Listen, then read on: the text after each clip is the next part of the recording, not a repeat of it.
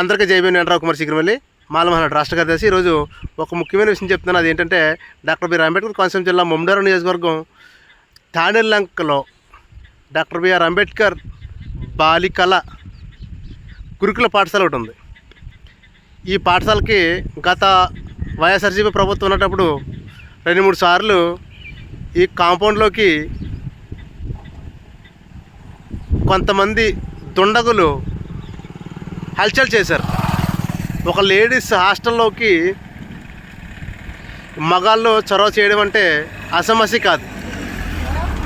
కానీ ఇలా జరిగిందని లోకల్ పోలీస్ స్టేషన్లో అదేవిధంగా డిఎస్పీ వరకు కూడా ఫిర్యాదు చేసిన ఇప్పటి వరకు ఏ విధమైన చర్యలు తీసుకోలేదు. అంటే అర్థం ఏంటి? ఈ దుండగులు చేసే ఈ కార్యక్రమంలో అసలు దుండగులు ఎందుకు దూరారు? అసలు లేడీస్ హాస్టల్లోకి మగవాళ్ళతో పనేంటి? మగవాళ్ళు ఎందుకు వచ్చారు? దీని వెనకాల ఏమైనా హాస్టల్ వార్డెన్ హస్తం ఉందా, లేకపోతే ప్రిన్సిపల్ హస్తం ఉందా? దుండగులు ఏదైనా దొంగిలించడానికి వచ్చారా, లేకపోతే ఏదైనా అమ్మాయిల కోసం వచ్చారా అనేది ఇది ఒక ప్రశ్నార్థకం. దీని మీద ఎవ్వరు కూడా ఏ విధమైన చర్యలు తీసుకోలేదు. కానీ పోతే ఇదిలాగా ఉంటే ఇప్పుడు ప్రజెంట్ జరిగిందేదో జరిగిపోయింది. దీని మీద ఖచ్చితంగా చట్టరీత్యా కఠినమైన చర్యలు తీసుకోవాలి. ఈ కేసుని పక్కనే పెట్టారు. ఖచ్చితంగా ఈ కేసుని నేను రీఓపెన్ చేయించి దీని మీద ఇన్వెస్టిగేషన్ చేయించే ప్రయత్నంలో నేను ఒక కార్యక్రమాన్ని తలపెట్టే ప్రయత్నం చేస్తాను.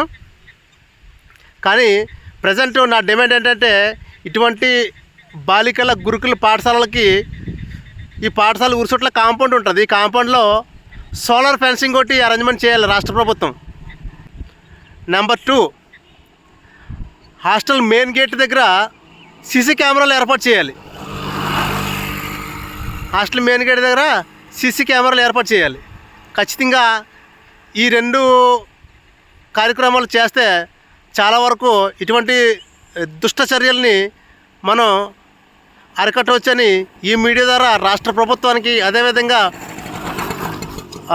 తగిన అధికారులకు, అదేవిధంగా ఈ స్కూల్లో చదువుతున్నటువంటి విద్యార్థినుల పేరెంట్స్ కూడా నేను తెలియజేస్తున్నాను. ఖచ్చితంగా ఈ కాంపౌండ్ ఫెన్సింగ్ అదేవిధంగా సీసీ కెమెరాల విషయంలో మనం కొంచెం పోరాటం చేద్దాం. దయచేసి అందరూ గమనించగలరు.